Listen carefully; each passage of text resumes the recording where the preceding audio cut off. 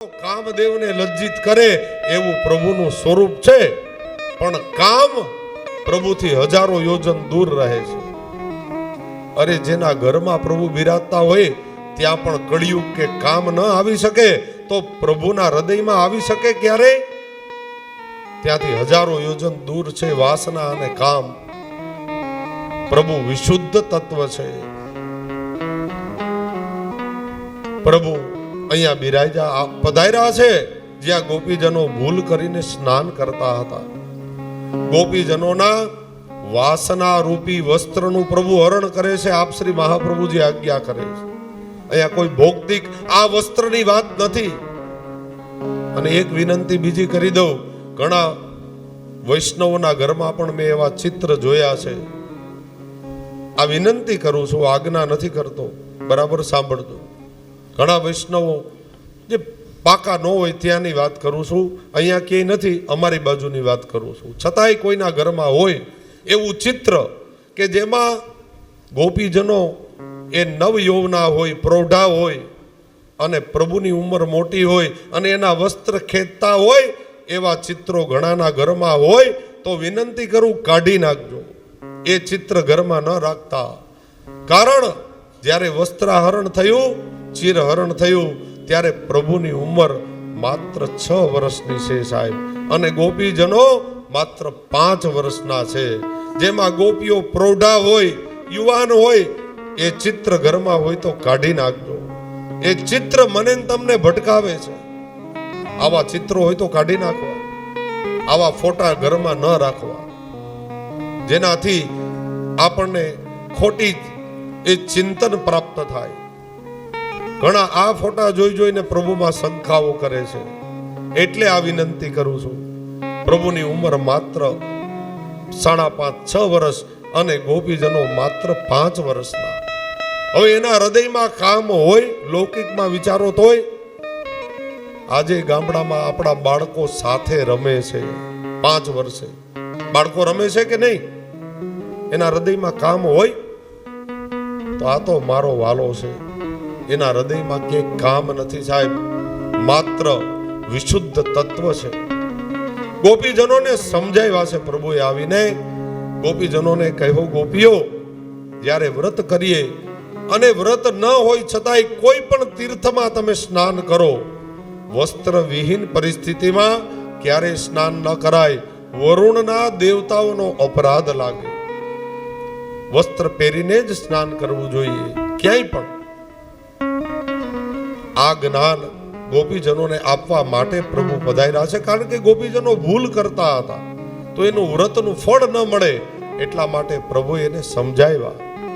અને આ સમાધિ ભાષા છે શ્રીમદ ભાગવતજીની કથા. એને બરાબર સમજીએ ત્યારે જ ખ્યાલ આવે કે પ્રભુની આ કઈ લીલા છે. અને ભાગવતજી જે નથી સમજાવી શક્યું, વેદ વ્યાસજી અને સુખદેવજી જે નથી સમજાવી શક્યું, એ આપ શ્રી મહાપ્રભુજીએ શ્રી સુબોધિનીજીમાં સમજાવવાનો પ્રયાસ કર્યો છે. સુબોધિનીજીને બરાબર ક્યારેક વાંચતા જાઓ, સમજતા જાઓ. હવે તો ગુજરાતીમાં મળે છે સાહેબ. આ બધા જ ભાગવતજીનું મનોમંથન કર્યું છે આપ શ્રી મહાપ્રભુજી. અને એટલે તો એક નામ છે ભાગવત ગુઢાર્થન પ્રકાશન પરાયણ. આવું નામ છે મહાપ્રભુજી. જે ભાગવતજીના ગૂઢ અર્થો સુખદેવજી પણ ન સમજાવી શક્યા, વેદ વ્યાસજી પણ ન સમજાવી શક્યા, એ અર્થો મહાપ્રભુજીએ સમજાવ્યા છે. એટલા માટે શ્રી સુબોધિનીજી, ભલે આખું તો ભાઈ હવે એ તો સમુદ્ર છે, હું ન જાણતો હોઉં, તમે ન જાણી શકો, કારણ કે સુબોધિનીજીના અર્થ સમજવા બહુ અઘરા છે. છતાંય આપણી મતિ અનુસાર, આપણા સદગુરુની કૃપા અનુસાર, વલ્લભકુંડના બાળકોની કૃપા અનુસાર, આપણા ગુરુદેવની કૃપા અનુસાર જેટલું સમજાય એટલું સમજવાનો પ્રયત્ન કરજો. આપ શ્રીના ખૂબ સુંદર અર્થો છે. એમાં અનેક કારિકાઓમાં આ બધી કથા જે ગુપ્ત છે, જે ગૂઢ છે, એનો પ્રકાશ કર્યો છે આપ શ્રી મહાપ્રભુજી. ગોપીજનોને કાત્યાયની વ્રત પ્રભુ સમજાવે છે. અને તે પછી એક વખતે પ્રભુ વનની અંદર બિરાજતા હતા, ગાય ચારણ માટે પધાર્યા હતા. પધારો શાસ્ત્રીજી. જય શ્રી કૃષ્ણ. બિરાજ. ધાવા ગામથી શાસ્ત્રીજી પધાર્યા છે. ખૂબ ખૂબ સ્વાગત, અભિવાદન.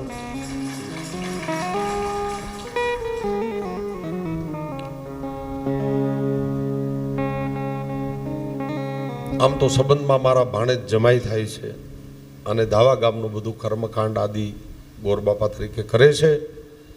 સ્વાગત, પ્રણામ.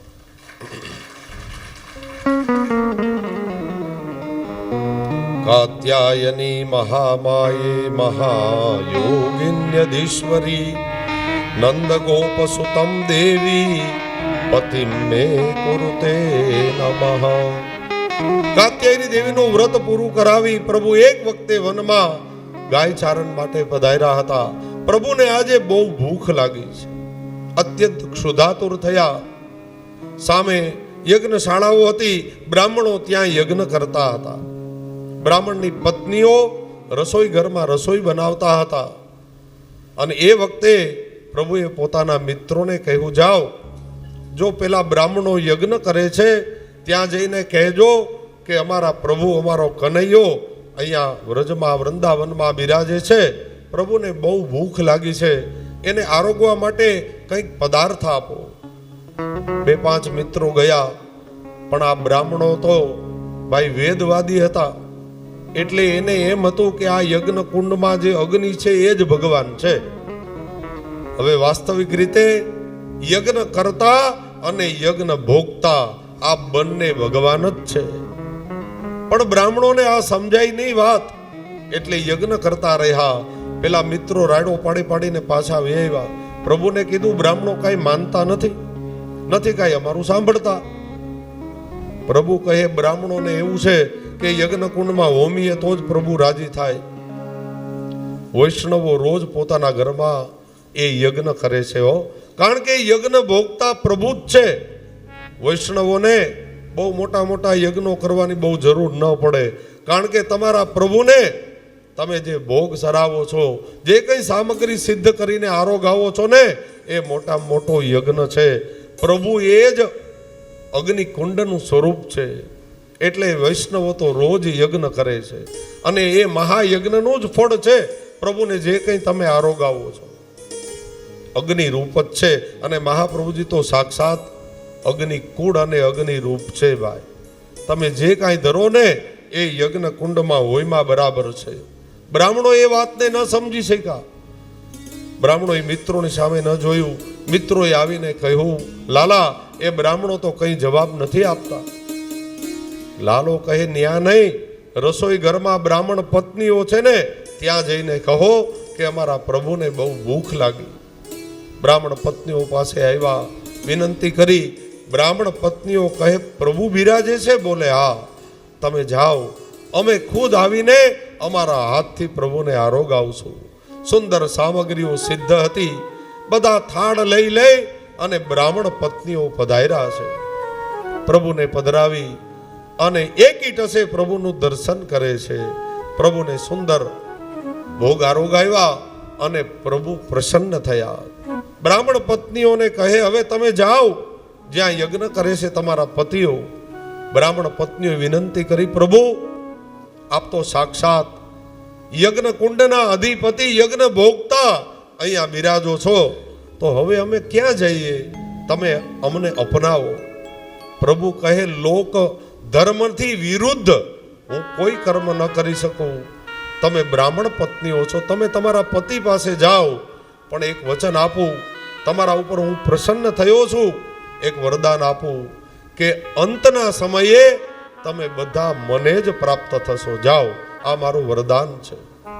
બ્રાહ્મણ પત્નીઓ ગયા અને બ્રાહ્મણ પત્નીઓને એક બીજો આશીર્વાદ આપ્યો કે જાઓ, તમે મને પ્રસન્ન કર્યો ને, આજ દિવસ સુધી ઘરના બધા કામ તમે કરતા હતા, આજથી ઓલા યજ્ઞ કરે છે ને તમારા પતિઓ, એ બ્રાહ્મણો બધું કામ કરશે. જાઓ, આજથી મારા આશીર્વાદ. એટલે આ બધા મારી સામે જુએ છે કે શાસ્ત્રીજી ઘેરે કરતા હશે એમ. એ શ્રાપ કયો કે આશીર્વાદ દો અહીં સુધી નથી આવ્યો. અહીંથી રડતા રડતા ઠેઠ વ્રજમાંથી અહીં પહોંચેતા ઘસાય તો ખરા ને. એટલે આખા વર્ષનો આપ્યો છે પ્રભુએ તો, કે દરજીના દીકરા જીવે ત્યાં સુધી સીવે એમ. જ્યાં સુધી આજીવન વ્રજમાં જે બ્રાહ્મણો હતા ને એને બધાઈને એ આશીર્વાદ શ્રાપ જે કયો તે લાગ્યો છે. ત્યાંના જે બધા વ્રજવાસીઓ હોય ને એના પત્નીઓ એ બધા હિંડોળા ઉપર બેસે પાન બાન ખાઈને, અને એ ઝૂલતા હોય અને ઓલા બિચારા પાણીના હાંડા હારતા હોય અને બધું ઘરનું કામ કરે અને બોલતા હોય શ્રી રાધે, આવું બોલતા હોય ને જાતા હોય. આવું જોયું હશે તમે બધા વ્રજમાં. પણ હવે એ શ્રાપ કયો કે આશીર્વાદ, પણ એ બધાને લાગ્યો છે. ઘસાતા ઘસાતા અહીંયા પૂગ્યો ને ત્યાં 16 દિવસનો થઈ ગયો. કેટલા? હરાદી આવે ને ભાદરવા મહિનામાં, ત્યારે અમારે બ્રાહ્મણોએ લાડવા બનાવવા જવું પડતું પહેલાં. હું તો ક્યારેય નથી ગયો, પણ બ્રાહ્મણો હજી ગામડામાં એ પરંપરા છે. 16 દિવસનો આ આશીર્વાદ અમને લાગ્યો છે. ત્યારે બ્રાહ્મણ પત્નીઓને આરામ હોય અને બ્રાહ્મણો રસોઈ બનાવવા જાય. આ બાજુ હશે હજી એવી પરંપરા, થોડી થોડી ધીરે ધીરે નીકળતી જાય છે. એટલે મારી સામે ના જોતા, એમાં અમે આવતા નથી. શ્રી વલ્લભાધીશ કી. પ્રભુએ બ્રાહ્મણ પત્નીઓ ઉપર કૃપા કરી અનુગ્રહ કર્યો. બ્રાહ્મણ પત્નીઓ ગઈ અને આ તરફ હવે ઇન્દ્રયાગની મહાત્મા તૈયારી કરે છે. સુખદેવજી મહારાજ વર્ણન કરે, પર્જન્યો ભગવાન નિષ્ઠો મેવાસ્તતા ભૂમૂર્તય તેપી અપા વર્ષયંતે ભૂતાનામ પ્રણવમ કુરુ. ઇન્ટરવેલનો સમય થઈ ગયો છે. કેમ 5-10 મિનિટ રાખવો છે ને ઇન્ટરવેલ? પછી ઇન્દ્રયાગની કથા કહીએ. મારે તો તમને બહુ લાંબી હજી કથા કહેવાની છે, થોડી ઉતાવળથી ઝડપથી પણ બધી કથા કહીશ. 10 મિનિટ આપ ચા પાણી જલ લઈ આવો. આગળની ઇન્દ્રયાગની કથા પછી કહીએ. આ તો હરિ અનંત ને હરિ કથા અનંતા. પ્રભુની દિવ્ય કથા જેટલી કહીએ એટલી ઓછી છે સાહેબ. પણ આપણી સમય મર્યાદામાં આપણે આ કથાને ન્યાય આપશું. અને બીજી એક જાહેરાત કે આ કથાના મુખ્ય મનોરથી એટલે કે ગોલોકવાસી ધનાભાઈ ધરમસિંહભાઈ ડોબરિયા, એમની હૃદયનો ભાવ હતો આ કથા માટેનો. એમનો મનોરથ હતો કે એમના પાછળ આ ભાગવત કથાનું આયોજન થાય અને સમસ્ત પરિવારના પિતૃઓની પણ એમાં એ ઉત્તમ ગતિ એમને પ્રાપ્ત થાય, એમને પ્રભુનો ગોલોક પ્રાપ્ત થાય. આવી હૃદયની ભાવના એ ધનાભાઈની હતી અને એનું ખૂબ જ આવી ઈચ્છા હતી કે એમની પાછળ આ કથાનું આયોજન થાય અને સપ્તાહનું કાર્ય થાય. અને એ પૂર્ણ કરવા માટે એમના દીકરીઓને આ રસીલાબેન અને હંસાબેન, રસીલાબેન કનુભાઈ રૂપાળા અને હંસાબેન ફુલાભાઈ અકબરી, આ બંનેએ ખૂબ મોટું યોગદાન આ મનોરથની અંદર આપ્યું છે. અને એની સાથે આખો ડોબરિયા પરિવાર એ બધાનું આમાં યોગદાન છે.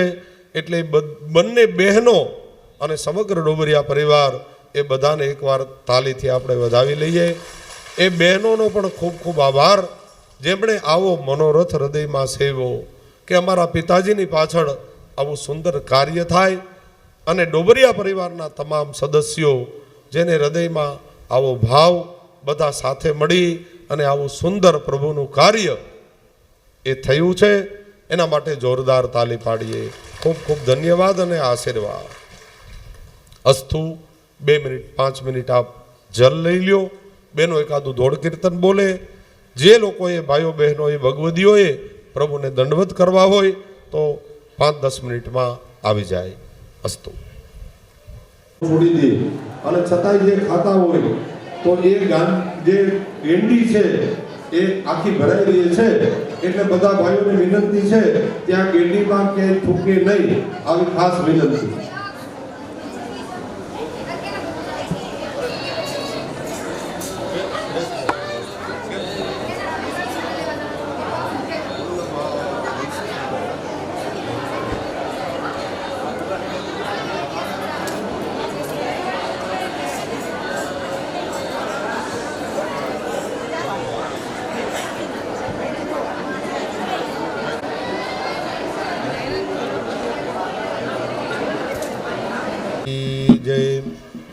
શ્રી વલ્લભાધીશ કી જય.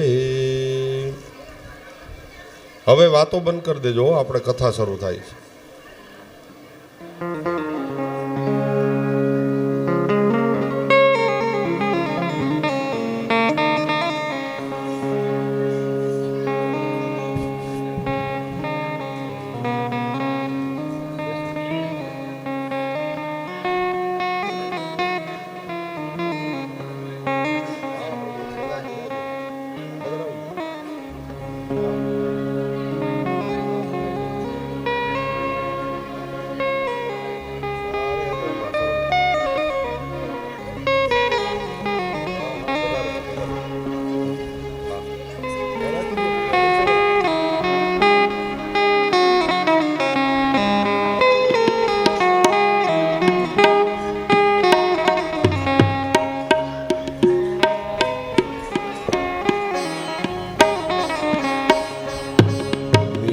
रस से भरो रे राधा रानी लागे, महारानी लागे, मन कारो कारो यमुना जीनो पानी लागे.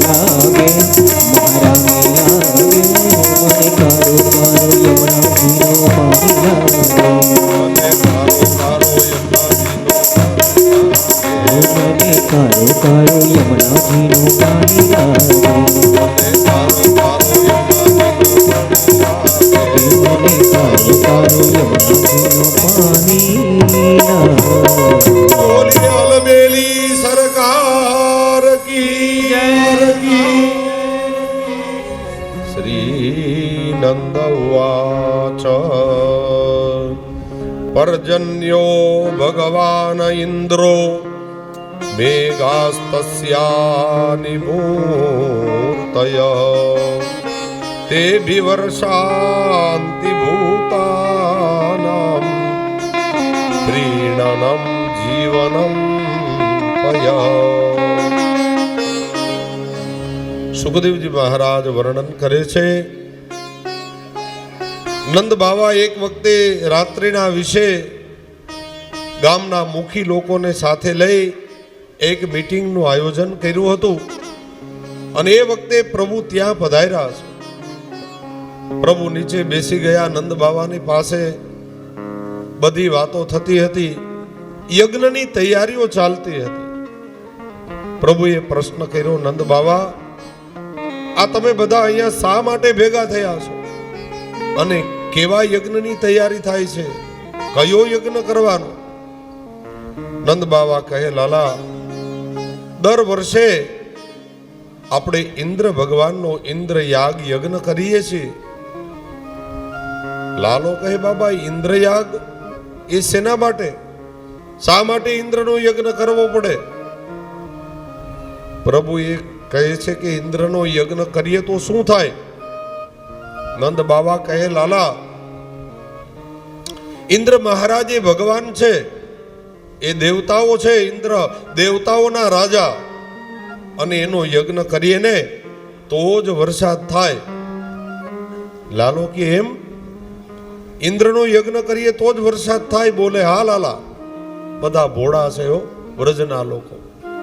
ઇન્દ્ર એ જ ભગવાન, અને ઇન્દ્ર વરસાદ આપે. અને લાલા, વરસાદ થાય તો જ આપણી ગાયો ચરવા જાય અને નીણ આ ઘાસ પ્રાપ્ત થાય, તો આપણને દૂધ મળે અને તો આપણું જીવન નિર્વાહ ચાલે. લાલો કે યજ્ઞ ન કરીએ તો?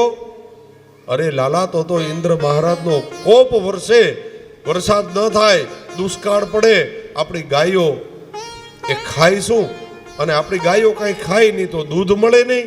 દૂધ ન મળે તો આપણા ઘરનો નિર્વાહ કેવી રીતે ચાલે? લાલો કહે, બાબા, તમે ખોટા પાટે ચડી ગયા છો બધા વ્રજના લોકો. લાલો અને કહે, લાલા એટલે? અરે બાબા, ખોટી વાત કરો છો તમે. પ્રભુ આ વાતનો વિરોધ કરે છે. બધા સાંભળે છે, વડીલો, ગામના મુખી લોકો. લાલો કહે, બાબા, કર્મણા જાયતે જંતુ કર્મેણેવા વિલીયતે, સુખમ દુઃખમ ભયમ ક્ષેમમ કર્મેણેવા વિપદ્યતે. ભગવદ્ ગીતાનો સિદ્ધાંત છે, કર્મથી દુઃખ પ્રાપ્ત થાય અને આપણા જ કર્મથી સુખ પણ પ્રાપ્ત થાય. જગતમાં કોઈ કોઈને સુખી ન કરી શકે, જગતમાં કોઈ કોઈને દુઃખી પણ ન કરી શકે. આ ભગવદ્ ગીતાનો સિદ્ધાંત છે. પણ લોકો બહુ અસમંજસમાં, ખોટી એ ભ્રમમાં ઘણા હજી જીવે છે. ગામડાઓમાં ખૂબ છે આવું. હજી એમાં માને છે. આ 21મી સદી આવી ગઈ તોય ઓલા ફલાણા માં અમારા ઘર પાસેથી નીકળ્યા ને તેથી અમારા ઘરમાં સારું જ નથી થતું. એ અમારા ઘર બાજુ જ જોતા હતા. આવું હાલે છે કે નહીં? અહીંયા હાલે છે, માધુપુરમાં હાલે છે. એવું હલાવજો હોય, બંધ કરતા નહીં. આપણે હલાવે જ રાખવાનું છે.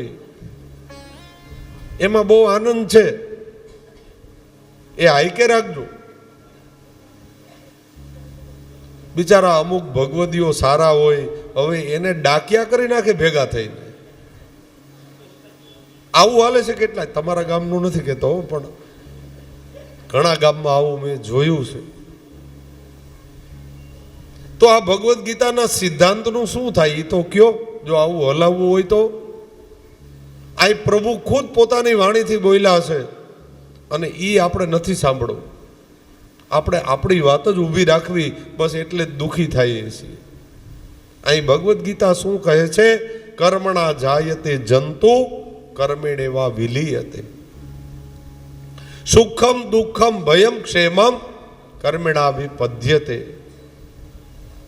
આપણા જીવનમાં સુખ આવે તો સમજી લેવાનું કે આપણે અગાઉ કોકને સુખી કર્યા હશે તો તમારા જીવનમાં સુખ આવે, અને દુઃખ આવે તો સમજી લેવાનું આપણે કોકને દુઃખી કર્યા હશે તો જ દુઃખ આવે, નકર ન આવે, કોઈ દી ન આવે.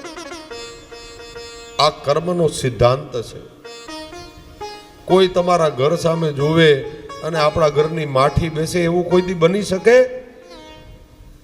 બસ એ માં મારી સામે ટગર ટગર જોતા હતા ને તે દીના મારા આ પગ દુખે છે. લ્યો કેને કેવું? હાકજો તમ તારે. એ બધું બહુ મફતમાં છે, હાઈકે રાખવું. અને એવો આનંદ આવે એમાં, બહેનોને તો બહુ આનંદ આવે. બે જણીઓ પાછી કહેવાય લાગે સાચી વાત છે. અમારો છોકરો રડતો હતો ને, પછી મેં મરચા ઉતાર્યા, તેદીનો હાજો થઈ ગયો. થોડાક છે તો ખરા એ ભાઈ કે આપણે કોઈને કહેવાય નહીં. આખા ગામને તો કહી દીધું છે તમે, પાછા કે કોઈને કહેતી નહીં. આ બધું બંધ કરી દેજો. પ્રભુની કૃપા હોય ને એમ જીવવાનું, અને પ્રભુ જે કૃપા કરશે ને એમાં આપણું કલ્યાણ હશે. કર્મના સિદ્ધાંતો ક્યાં વયા જાય ભાઈ? જો કોઈને કોઈ સુખી કરી શકે, કોઈ કોઈને દુઃખી કરી શકે, તો કર્મના સિદ્ધાંત બનાવવાની જરૂર શું હતી ભગવાન? અહીંયા પ્રભુ એ કહે છે, લાલો કહે છે, નંદ બાવા તમે કહો છો કે ઇન્દ્ર મહારાજ વરસાદ વરસાવે, ખોટી વાત. ઇન્દ્ર એ તો ભગવાનના એ અનુચરો છે. ભગવાન કહે ને એમ ઇન્દ્રએ વાલ ખોલવાનો હોય, એ વાલ ખોલવા વાળા છે. વરસાદ વરસાવવા વાળા તો આપણા પ્રભુ છે. નંદ બાબા કે એ પ્રભુ એટલે કોણ? પ્રભુ હવે બધાને સમજાવે છે. આપણા ગિરિરાજ બાવા નથી અહીંયા બિરાજતા? બોલે હા, બસ એ આપણા પ્રભુ છે. તો લાલા એની પૂજા કરવાની? અરે હા, આપણે બધાએ ગિરિરાજ ઉત્સવ મનાવવો છે. બાબા ઇન્દ્રનો યજ્ઞ આજથી બંધ કરો. અરે લાલા પણ એ ક્રોધે ભરાશે અને ક્યાંક કોપ કરશે તો લાલો કહે હું છું ને અહીંયા, તમે ચિંતા કરો માં, તમારે કોઈ ચિંતા નથી કરવાની. બરાબર કારતક સુદ એકમનો દિવસ આવ્યો. પ્રભુ બધાને અલગ અલગ ભોગ સિદ્ધ કરવા માટે કહે છે. અપરસમાં રહી બધાએ ભોગ સિદ્ધ કર્યા. પ્રભુના અન્નકૂટની તૈયારી ચાલે છે. લાલા જો અમને કઈ ખબર પડતી નથી હો, તું કહે ને એમ કરીએ. લાલો કહે હું કહું એમ કરો તો કોઈ દી દુઃખી નહીં થાવ. તમારું ડાપણ કરશો ને તો જ દુઃખી થવાના. પ્રભુ બધાને આજ્ઞા કરે. ગાડા જોડી જોડી બધા ગિરિરાજજીની તળેટીમાં પહોંચ્યા. પ્રભુની પ્રથમ પૂજા કરવામાં આવી. જલની જરૂર હતી તો પ્રભુએ માનસી ત્યાં પ્રગટ કરી દીધી. માનસીનું જલ લઈ ગિરિરાજ બાવાનો અભિષેક થયો. બધા જોવે એમ પ્રભુની પૂજા થઈ. પંચામૃત આદિથી સ્નાન કરવામાં આવ્યું. ગંગી ગાયનું દૂધ લઈ પ્રભુ ઉપર અભિષેક થયો. પ્રભુને સુંદર વાઘા વસ્ત્ર ધરાવ્યા. ઉપરણાઓ ધર્યા. ધોતી વસ્ત્ર એ ધરવામાં આવ્યા. સુંદર માલાજી સિદ્ધ કર્યા હતા, પ્રભુને ધરાવ્યા. પ્રભુને સુંદર તિલક કરવામાં આવ્યું, સુંદર હરિદ્રા આદિથી પ્રભુની પૂજા થઈ અને હવે પ્રભુને ભોગ એ ધરાવવામાં આવ્યો. મુખ્ય ભોગ હતો એમાં સખડી ભોગ હતો. ભાઈ, સખડીનો મોટો ડગ કરવામાં આવ્યો. ગિરિરાજ બાબા અત્યારે બિરાજી એવડા તેદી નહોતા હો. સારસ્વત કલ્પમાં ગિરિરાજ બાબાનું એમાં વર્ણન છે, ગિરિરાજ ખંડમાં. એટલે ગિરિરાજ બાબા કેવડા હતા, એમનું સ્વરૂપ એ અદ્ભુત હતું. આચાર્યો આપણા આજ્ઞા કરે છે કે ગિરિરાજ બાબા એટલા મોટા હતા કે એનો પડછાયો છેક મથુરા સુધી પડતો હતો. મથુરા કેટલા કિલોમીટર થાય ત્યાંથી? 30 કિલોમીટર છે, બરાબર ને? 25-30 કિલોમીટર જેવું થાય. તો 30 કિલોમીટર સુધી ગિરિરાજ બાબાનો ઓછાયો થતો હતો. એટલે એવડા મોટા હતા ગિરિરાજ બાબા. શ્રાપને કારણે એ ઘટતા જાય છે, એટલે અત્યારે આવડું સ્વરૂપ છે. તો એ વખતે સખડીનો ઢગ એવડો મોટો થયો હતો. અને પ્રભુને જ્યારે ભોગ ધરાવ્યો ત્યારે એક સ્વરૂપ પ્રભુએ ગિરિરાજજીમાં પધરાવ્યું. નંદ બાબાને બધા ગોપ મિત્રોને કહે, તમે ઇન્દ્રનો યજ્ઞ કરતા હતા, ઇન્દ્ર મહારાજ કોઈ દી આવ્યા તમારી સામગ્રી ભોગ આરોગવા? બોલે, લાલા કોઈ દી આવ્યા નથી. મારા ગિરિરાજ બાબા ગોવર્ધન ધર પ્રભુ હમણાં જ પ્રગટ થશે અને તમારા ભોગને આરોગશે. અરે લાલા, બાબા પધારશે? અરે હા. એક સ્વરૂપ અહીંયા, એક સ્વરૂપ પ્રભુએ ગિરિકંદરામાં પધરાવી અને એ જ સ્વરૂપ પ્રગટ કરી અને જ્યારે સુંદર સ્તુતિ કરવામાં આવી અને પ્રભુ પ્રગટ થયા અને ગિરિરાજમાંથી જે સ્વરૂપ પ્રગટ થયું આજ બધાના ભોગને આરોગે છે. મુખ્ય સખડી ભોગ પ્રભુએ આરોગ્યો અને અન્ય અન્નકૂટ થયો. તસ્મે નમો વ્રજજને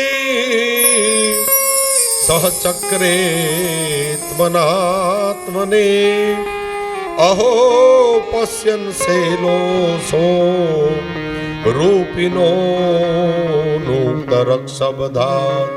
પ્રભુ પ્રગટ થયા અને પ્રભુને તો એટલી ભૂખ લાગી હતી એટલે કહે છે, અન્ય ઓર હજી પધરાવો, હજી પધરાવો. અને જ્યાં સામગ્રી બિરાજતી હતી એ ક્ષેત્રનું નામ આન્યોર થયું છે. આજે પણ આપ ગિરિરાજજીની પરિક્રમા કરવા જઈએ, વચ્ચે આન્યોર આવે, ત્યાં સામગ્રી બિરાજતી હતી. ત્યાંથી પ્રભુએ કહ્યું, અન્ય ઓર હજી પધરાવો, હજી પધરાવો. એટલે એક ક્ષેત્રનું નામ આન્યોર થયું. એક વિવિધ સુંદર સ્થળો છે, દંડવતી શિલાથી લઈને આખી પરિક્રમા માર્ગ. પ્રભુ સુંદર ભોગ આરોગ્યા. બધા દેખતા પ્રભુએ ભોગ આરોગ્યા અને બધાના મનોભાવને પૂર્ણ કર્યા. વાચાલમ બાલિસં તત્વમ મમગ્નમ પંડિતમાનિશમ.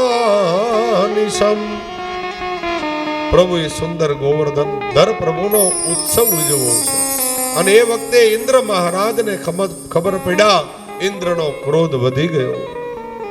ઇન્દ્રએ સાવર્તક નામના મેઘને આજ્ઞા કરી, જાઓ વ્રજમંડળ ઉપર એટલા વર્ષો કે આખું વ્રજ તણાવવું જોઈએ. ધીરે ધીરે વાદળાઓ શરૂ થયા અને ગિરિરાજજી ઉપર અને આખા વ્રજમંડળમાં આજે સોપડા ધારે વરસાદ પડે છે.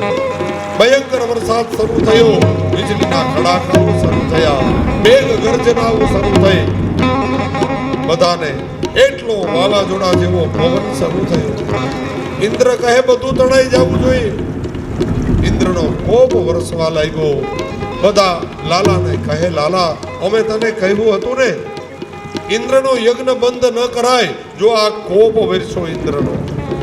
લાલો કહે, ચિંતા ન કરો, આવા 200 ઇન્દ્ર આવે ને તોય મને કાંઈ તફાવત ન થાય હો. થોડી વાર ધીરજ રાખો, ચિંતા ન કરો, આપણી એક કાંકરીને ન તણાવી શકે ઇન્દ્રમાં. બધાને કહ્યું, ચાલો મિત્રો મને થોડી મદદ કરો, આપણે ગિરિરાજ બાબાને ધારણ કરવા. બધા કહે, લાલા આ ગિરિરાજજીને? બોલે, હા. બોલે, એકલાથી નહીં, તમે બધા મને મદદ કરો. બધા હાથ આપો. બધાએ થોડો સ્પર્શ કર્યો અને પ્રભુએ જ્યાં શ્રી હસ્ત લગાવ્યા અને ધીરે ધીરે ગિરિરાજ બાબા ઊંચા થતા જાય અને એક સમય એવો આવ્યો, નીચે ખાઈ થઈ અને પ્રભુએ પોતાની ટચલી આંગળી ઉપર ગિરિરાજ બાવાને ધારણ કર્યા.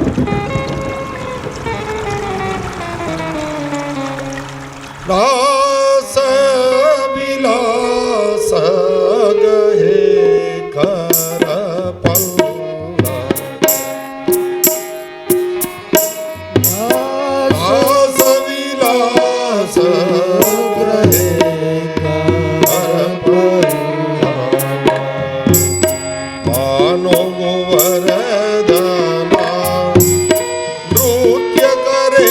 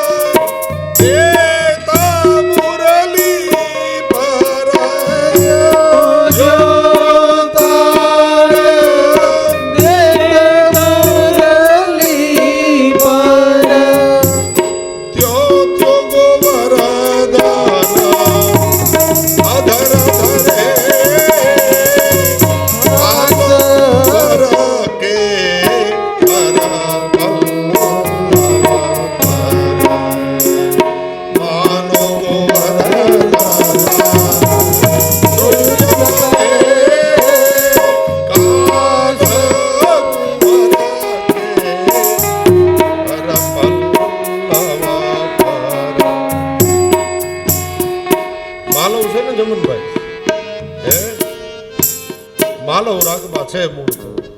અત્યારે જે રાગ થયો એ પ્રભુ સ્વીકારી લે છે. મૂળ માલવમાં છે. પ્રભુના ગોવર્ધન ધર પ્રભુ ગોવર્ધન લીલાનું આ કીર્તન છે. અને પરમાનંદ દાસજી એનું વર્ણન કરે છે. કાન કુંવર કે કર પલ્લવ પર માનો ગોવર્ધના નૃત્ય કરે.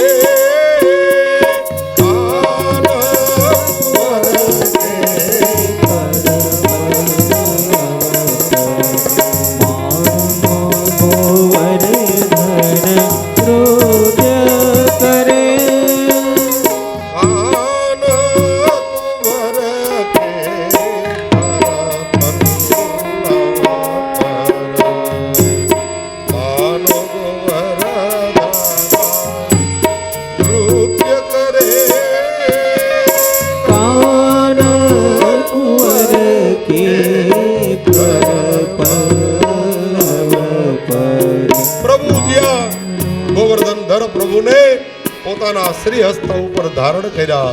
આજ ગોવર્ધન ધર પ્રભુ આજ ગિરિરાજ બાવા નૃત્ય કરે છે.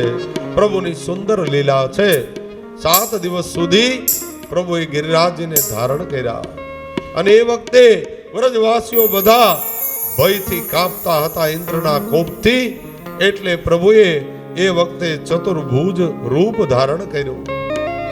એક હાથથી ગિરિરાજ બાવાને ધારણ કરે, બીજો હાથ કટી ઉપર, અને બંને શ્રી હસ્તથી આજ પ્રભુ વેણુનાદ પ્રગટ કર્યો.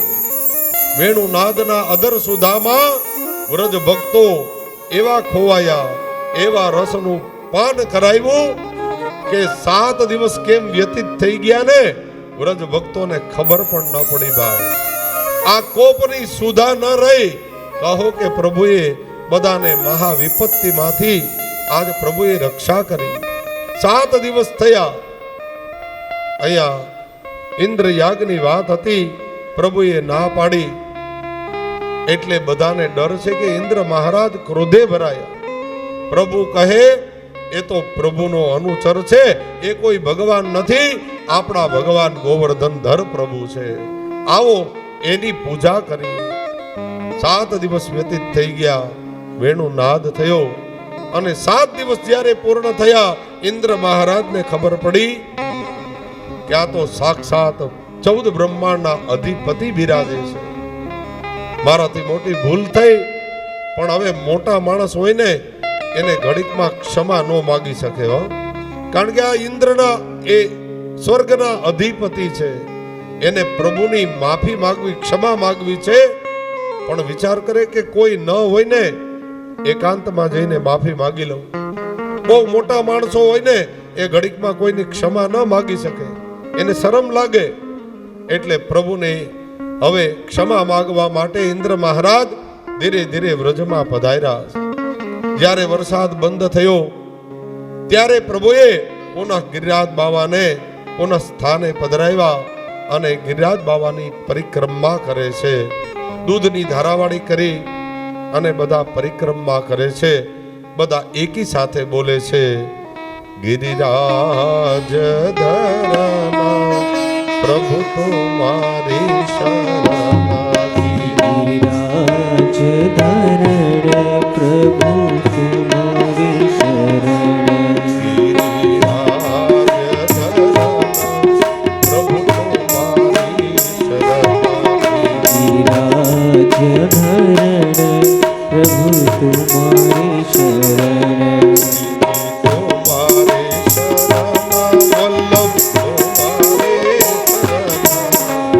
તુમારી શરણ શ્રીજી તુમારી શરણ.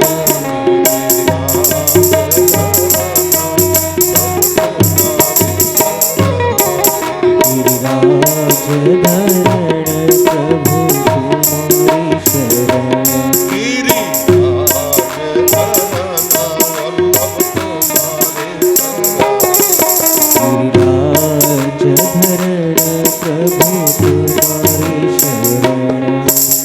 બધા લગભગ તો જઈ આવ્યા હશે ગિરિરાજની પરિક્રમા, વ્રત પરિક્રમા કરવા માટે, છતાંય કોઈ ન ગયા હોય.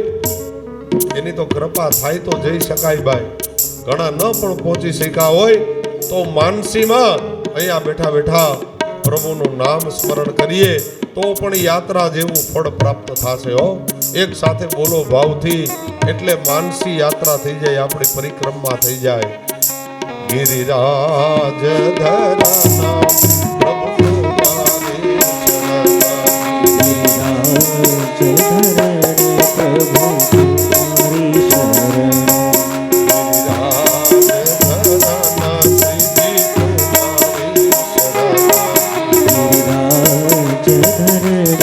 પ્રભુ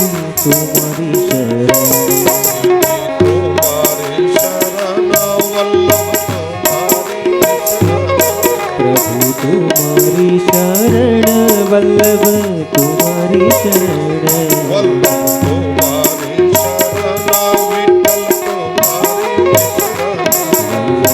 તુમારી શરણ, વિઠ્ઠલ તુમારી શરણ.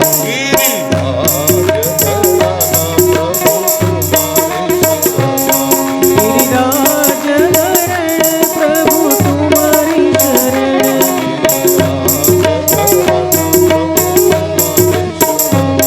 ગિરિરાજ ધરણ પ્રભુ તુમારી શરણ.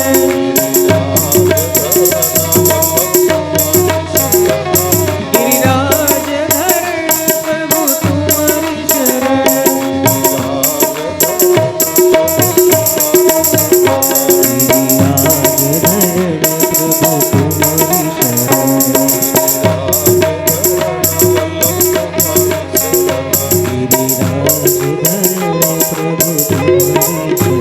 શ્રી ગિરિરાજ ધરણ કી જય. શ્રી ગોવર્ધનનાથ કી જય. 7 દિવસ સુધીની પ્રભુએ લીલા કરી. અહીંયા ઇન્દ્ર મહારાજ આવ્યા. ઇન્દ્રનો ક્રોધ શાંત થયો અને પ્રભુની સ્તુતિ કરે છે. વાચાલમ બાલિશમ સ્તબ્ધમ મગનમ પંડિતમાનિનમ કૃષ્ણમ મર્ત્યમ ઉપાશ્રિત્ય ગોપાને ચક્રુર પ્રિયમ. હે પ્રભુ, क्या आप विशुद्ध तत्व तव धाम शांतम, आप विशुद्ध तत्व छो અને આપનું ધામ પણ શાંત છે. હે પ્રભુ, તવો મયમ ધ્વસ્ત રજસ તમસ્કકમ માયામયોયમ ગુણ સંપ્રવાહે ન વિદ્યતે તે ગ્રહ ગણાનુબદ્ધ. હે પ્રભુ, આપનું સ્વરૂપ એ પરમ શાંત અને જ્ઞાનમય છે. પ્રભુ કે હવે તને ખબર પડી કે મારું સ્વરૂપ શાંતમય છે અને હું પ્રભુ છું. અત્યાર સુધી તો તને બહુ અભિમાન હતું ઇન્દ્રના અભિમાનને પ્રભુએ ચૂર કરી નાખ્યું.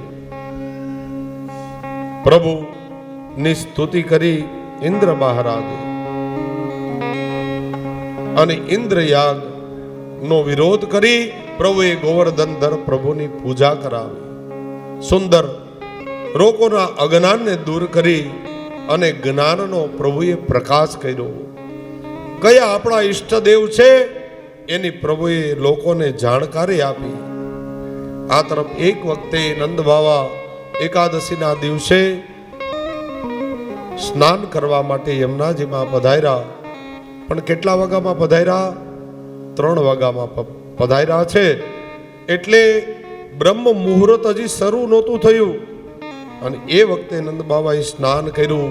વરુણના પાર્ષદો એને પકડીને લઈ ગયા.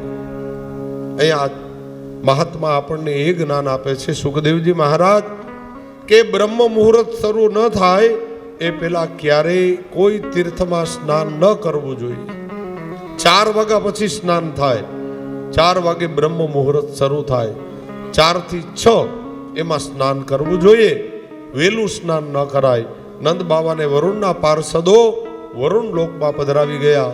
પ્રભુને જાણ થતા પ્રભુ વરુણ લોકમાં ગયા અને નંદ બાવાને છોડાવ્યા. બધા વ્રજ મિત્રોને વરુણના લોકનું દર્શન કરાયું. અને હવે વરુણે ભગવાનની સ્તુતિ કરી. અદ્ય મે નિવૃતો દેહો એવાર્થો નિપતઃ પ્રભો ત્વત્પાદ ભાજો ભગવાન વાપુ પરમધામ. વરુણ પાસેથી સ્તુતિ નો સ્વીકાર કરીને પ્રભુ પુનઃ વ્રજમાં પધાર્યા. એક વખતે બધા ગોપ મિત્રોને વૈકુંઠનું પણ દર્શન કરાયું. અને હવે સુખદેવજી મહારાજ જેને પ્રાકામ્ય સિદ્ધિનું દાન કહેવામાં આવે એ રાસ મંડળની રચના કરે છે. વ્રજ ભક્તોને રાસમાં આમંત્રિત કરે છે. હવે એ રાત્રિ આવી. કઈ રાત્રિ? ભગવાન અપી તા રાત્રિ, જેની કરોડો વર્ષથી યોગીજનો રાહ જોતા હતા, વ્રજ ભક્તો રાહ જોતા હતા, ગોપીજનો રાહ જોતા હતા. જો અહીંયા રાસ આપ શ્રી મહાપ્રભુજી રાસના ઘણા અર્થ બતાવ્યા છે શ્રી સુબોધિનીજીમાં, પણ રાસનો એક અર્થ મહાપ્રભુજી કહે રસો વૈ સહ ઇતિ રાસઃ. રસો વૈ સહ, અને અહીંયા નિરોધ એ શબ્દ પણ સ્પષ્ટ થાય છે. નિરોધનો અર્થ થાય અવરોધ વગરનું, એટલે નિરોધ. નિરોધ કોમાં સિદ્ધ કરવાનો છે? પ્રભુમાં, જગતમાં નહીં. અહીંયા નિરોધનું પણ મહાત્મા આપણને એ જ્ઞાન આપે કે નિરોધ એટલે શું? નિરોધ એટલે અવરોધ વગરનું, અને જીવ અને બ્રહ્મ જે ભૂમિકા ઉપર એકાકાર બને એ વૃત્તિનું નામ છે નિરોધ. આ છે પ્રકામ્ય સિદ્ધિ, આ છે ભજનાનંદ. જે કહો તે અલગ અલગ અનેક અર્થ છે. રાસ એટલે રસો વૈ સહ ઇતિ રાસઃ. ઇન્દ્રિયોથી જે ભક્તિ રસનું પાન કરે, અને પાન કરતા કરતા એક અવસ્થા એવી આવી જાય કે ભક્ત જ ભગવાન બની જાય. સામાન્ય ગુજરાતીમાં સમજાવું તો મિશ્રીમાં જાણો છો ને, સાકર.